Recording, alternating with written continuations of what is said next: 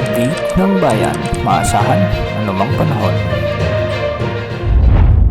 Magandang gabi po sa ating lahat. Narito ang update sa lagay ng panahon ngayon at sa susunod na 24 oras. Ngayong gabi ay patuloy na makakaapekto ang tatlong weather systems sa ating bansa. Una narito ang easterlies na siyang nakakaapekto sa silangang bahagi ng bansa. Makakaapekto rin ang intertropical convergence zone sa bahagi ng Palawan at southern Mindanao at ang localized thunderstorms naman ang magpapaulan sa natitirang bahagi ng ating bansa. Sa ngayon nga ay makikita natin sa ating satellite animations na halos buong bansa ngayon ang nakararanas ng maulap hanggang sa maulang panahon dahil sa mga weather systems na nabanggit natin. Dahil nga sa intertropical convergence zone, may mga inasang pag-ulan sa Palawan, Basilan, Sultan Kudarat, Sarangani, Sulu, Zamboanga Peninsula at Tawi-Tawi. Posible ang mga biglaang pagbaha at pagguho ng lupa sa mga lugar na nabanggit dahil sa minsan ay malalakas na pagbuhos ng mga ulan.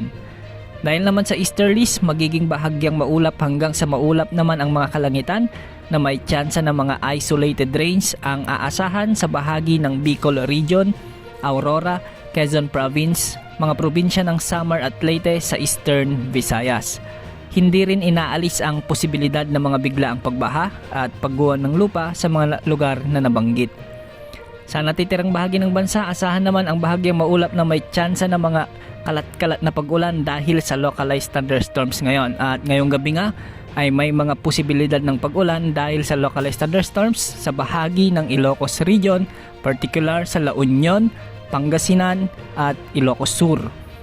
Posible rin ang mga pag-ulan sa Cordillera Region, Central Luzon, ilang bahagi ng Calabarzon at ilang bahagi ng Metro Manila.